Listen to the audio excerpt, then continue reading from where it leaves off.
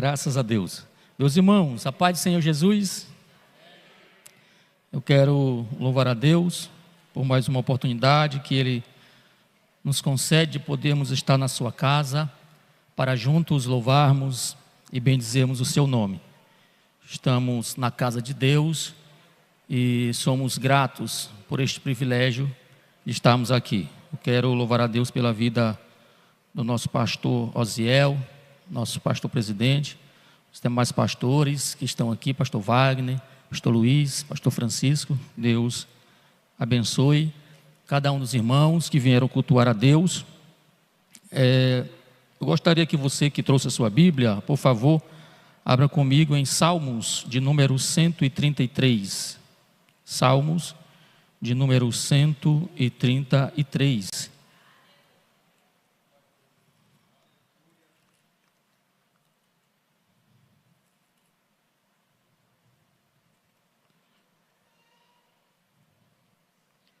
Amém, irmãos? Eu vou ler na versão que eu tenho em mãos, a minha versão NVI.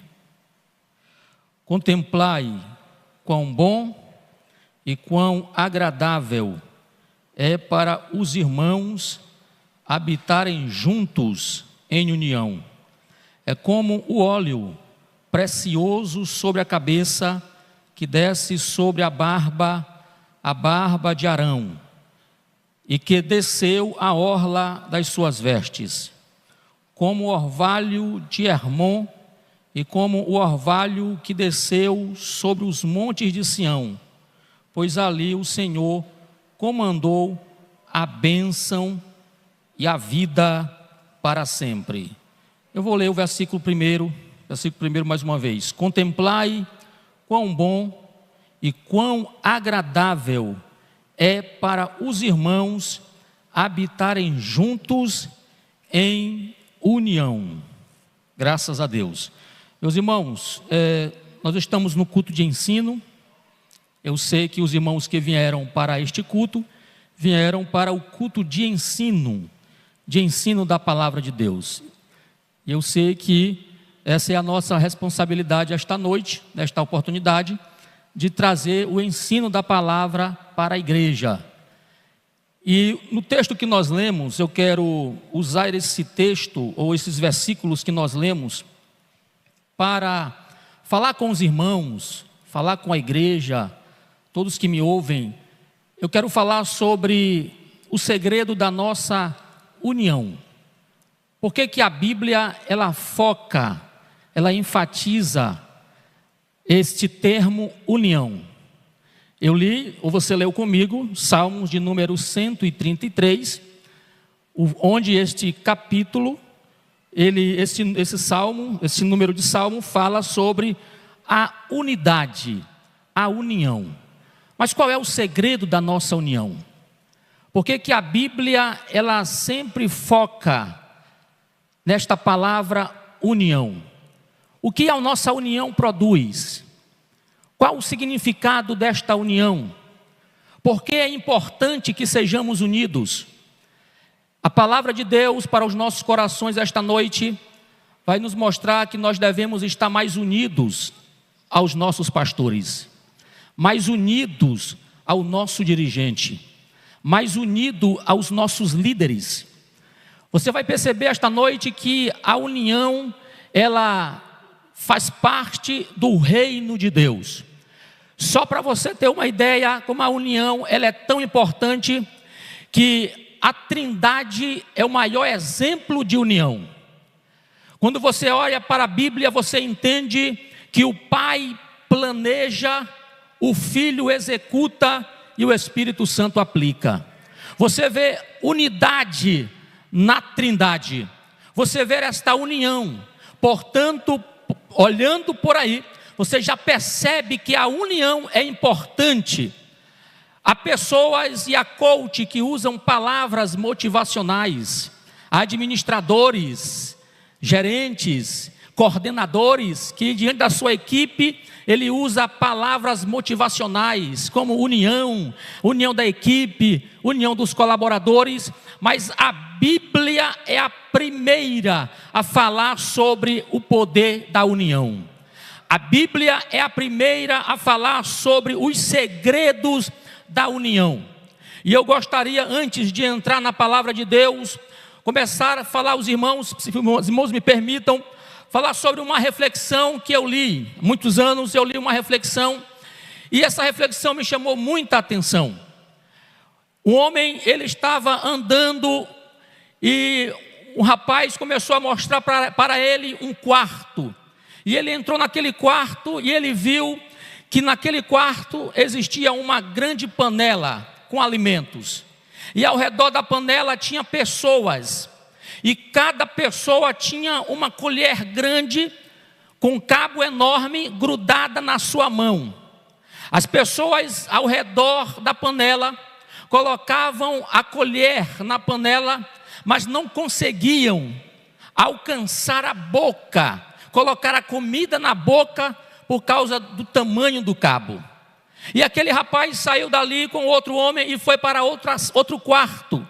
E quando ele entrou, era a mesma panela, a mesma comida, muitos ao redor da panela, com a colher grudado, o cabo da colher grudado na sua mão, só que aquelas pessoas estavam gordas, enquanto que da primeira estavam magras, esqueléticas. Ele observou e ele perguntou para o homem: qual o segredo?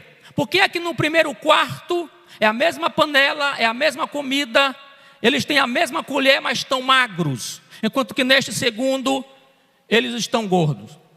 E o homem disse: espere um pouco que você vai ver o segredo. E de repente ele, observando, um colocou a colher dentro da panela, e como ele não podia chegar na boca dele a comida, ele dava a comida para o outro. O outro botava a colher na panela e dava para o outro. E assim cada um dava comida para o outro. Eles aprenderam a trabalhar na união. Por isso eles estavam bem e melhores do que o do primeiro quarto, que não entendiam e não aprenderam a trabalhar na união. Essa reflexão, ela me chamou muita atenção, mas eu gostaria que você atentasse para a palavra de Deus, para nós entendermos qual é o segredo da nossa união. Por que é que eu tenho que estar ombreado com o meu pastor? Por que é que eu tenho que estar ombreado com a coordenadora, a minha coordenadora, ou o coordenador do departamento? Por que é que eu tenho que estar unido com o regente do vocal? Por que é que eu tenho que abraçar a causa com o meu dirigente? Qual o segredo? A Bíblia mostra. Eu gostaria de começar mostrando para você Mateus capítulo 12, versículo 25. Mateus capítulo 12 e versículo de número 25. E eu gostaria de mostrar para vocês o primeiro segredo da nossa união. O irmão já colocou aqui na tela.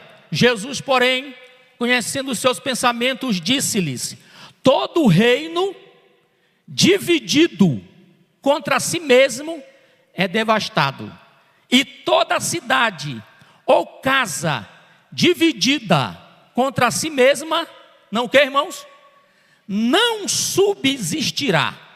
Jesus está falando aqui do segredo da unidade. Jesus está falando aqui do segredo da união. Observe que ele começa falando do reino. Eu acho isso aqui lindo, porque depois Jesus ele vai diminuindo a abrangência. Ele fala primeiro do reino. É interessante que ele fala todo reino. Ele foi bem específico, ele disse todo o reino. E detalhe, aqui eles estavam falando o seguinte, que Jesus, ele expulsava os demônios pelo príncipe dos demônios. Aí Jesus disse: não, se Satanás está dividido, o reino dele não vai subsistir. O reino dele não vai prosperar. Aí Jesus fala isso aí, todo o reino, ele usa a expressão todo o reino dividido, ele contra si mesmo, ele é o quê? Devastado. Aí Jesus diminui, toda cidade também não prospera. Aí Jesus diminui mais a abrangência, ele fala, qual é o último que ele fala? Casa.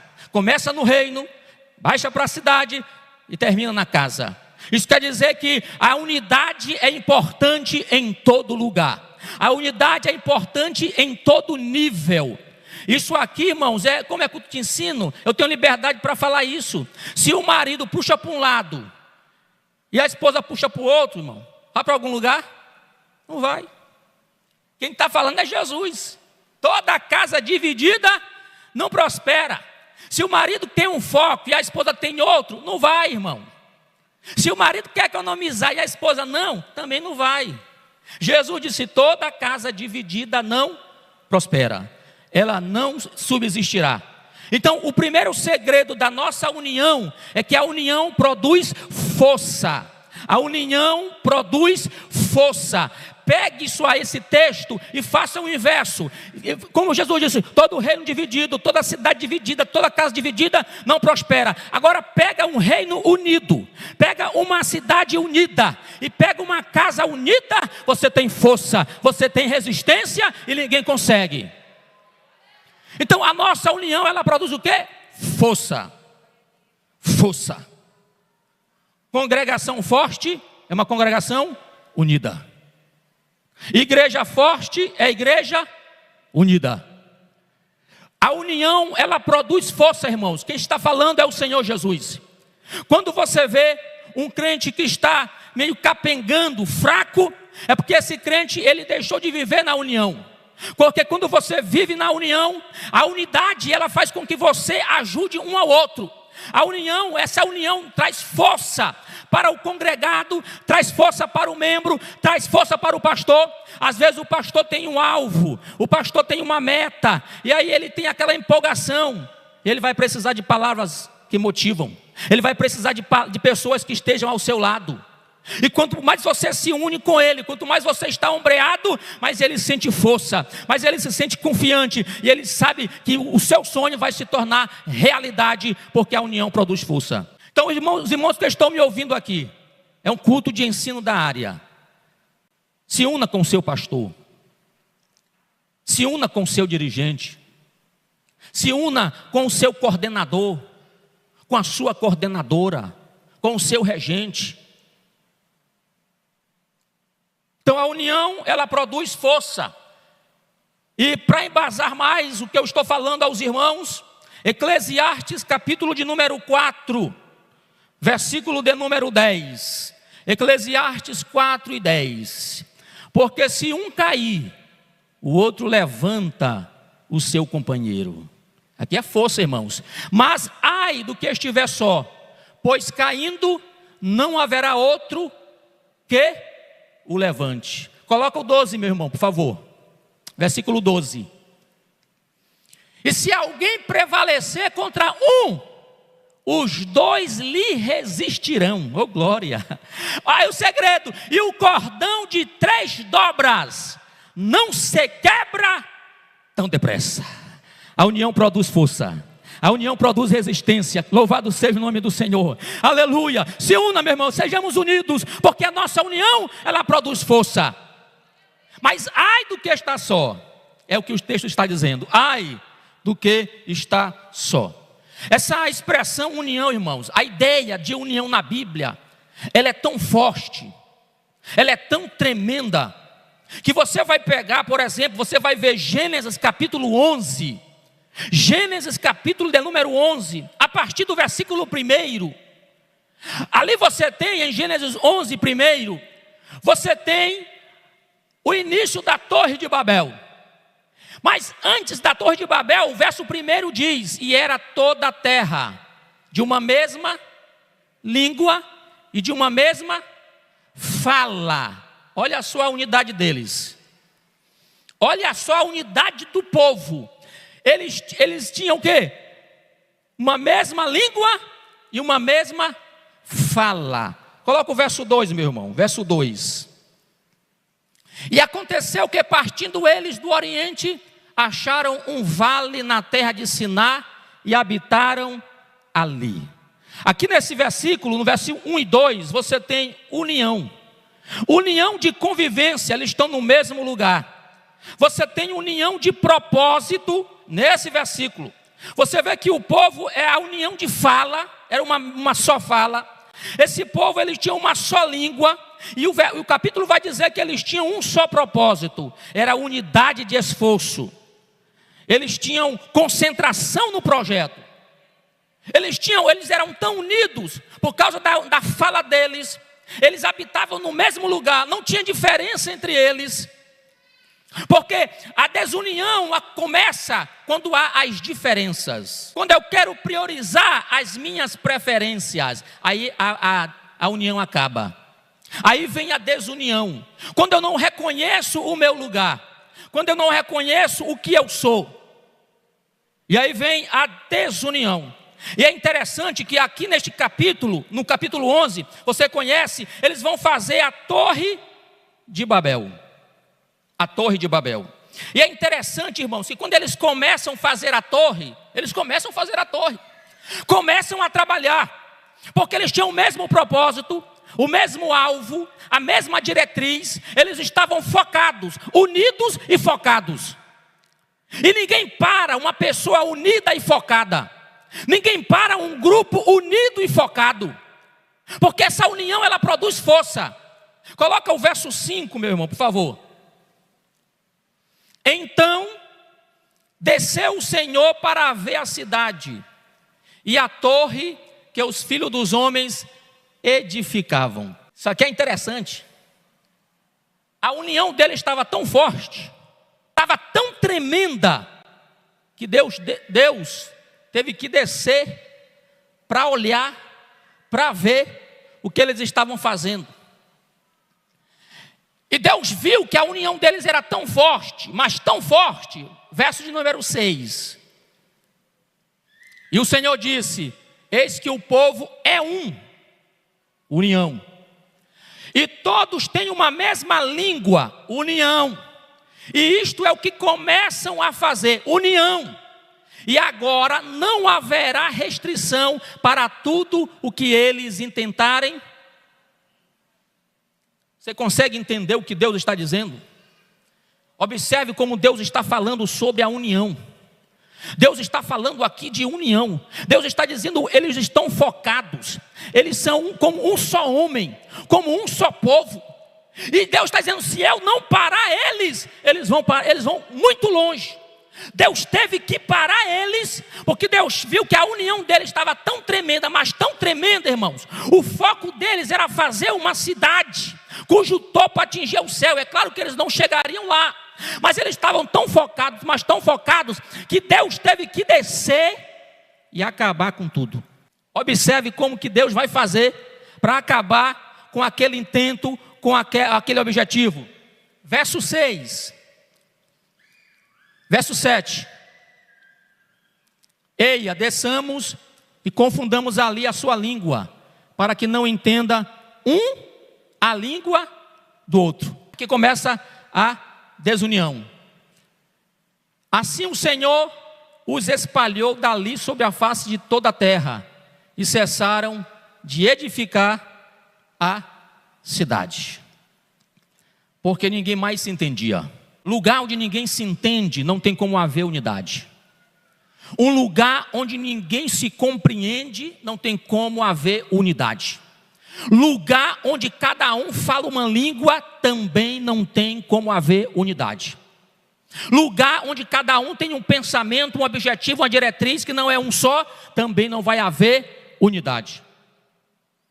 Isso aqui é interessante porque hoje os administradores, eles dizem o seguinte, que a empresa tem que ter uma só fala. A empresa tem que ter o mesmo linguajar. E é interessante que quando você chega numa loja renomada, o atendimento é o mesmo. O treinamento é passado para cada funcionário. E eles têm a mesma língua. Você até às vezes confunde o funcionário pensando que é o funcionário da mesma empresa, da outra filial, mas é diferente. É porque o linguajar é o mesmo. A fala é a mesma, o tratamento é o mesmo, o jargão é o mesmo. Então a unidade, ela foca a questão da fala, ou a mesma fala, o mesmo pensamento, a mesma língua. Quando isso não existe, não tem como existir a unidade. A unidade, irmãos, ela existe quando nós falamos a mesma língua. E se eu não tenho a mesma língua do meu pastor, não tem como haver unidade. Se eu não tenho a mesma língua do meu dirigente, não tem como haver unidade. A unidade, ela produz força. Eu estou mostrando para você através da Bíblia que a nossa unidade, ela produz o quê? Força. Força. A nossa união produz força. Quando você estiver louvando a Deus, trabalhando para o Senhor, ombreado com teu líder, lembre-se, a tua união com Ele produz força. A tua união com Ele produz força. Ninguém para uma igreja unida, ninguém para um departamento unido, ninguém para um vocal unido, ninguém para um campo unido. A igreja vence porque a igreja é unida. Quem pode glorificar a Deus? Oh, aleluia! Bendito é o nome do Senhor. Eu também aprendo que a nossa unidade, além de produzir força, ela também produz crescimento. A nossa unidade, ela produz crescimento. Segundo o livro dos Reis, capítulo 6, versículo 1.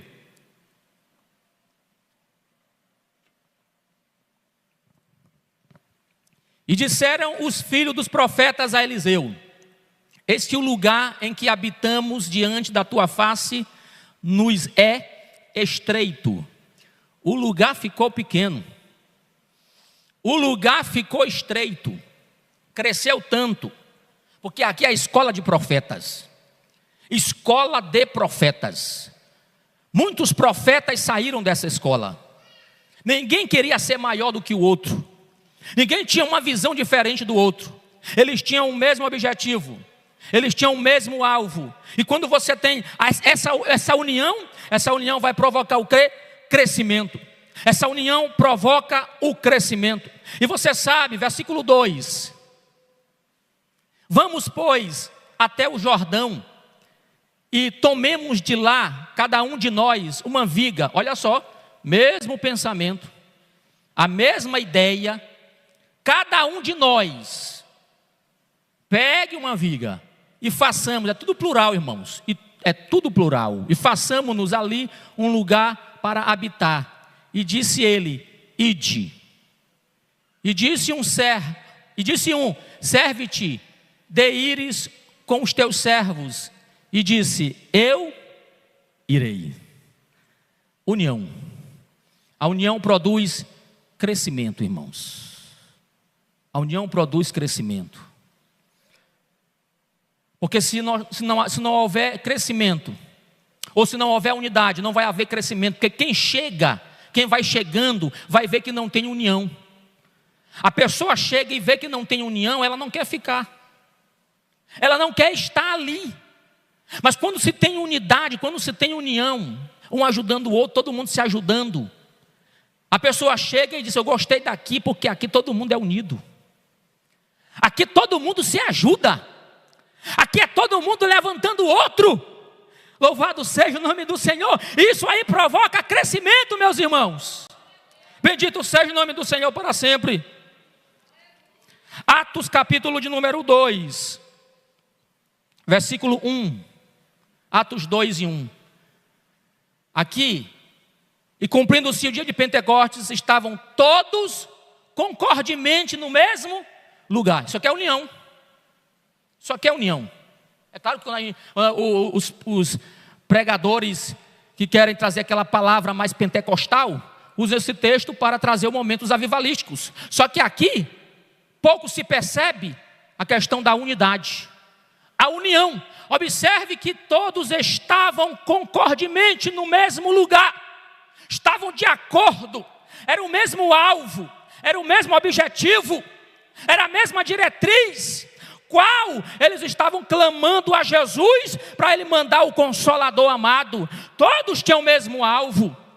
E qual foi o segredo? Qual foi o resultado desta unidade? Foi o crescimento, irmãos.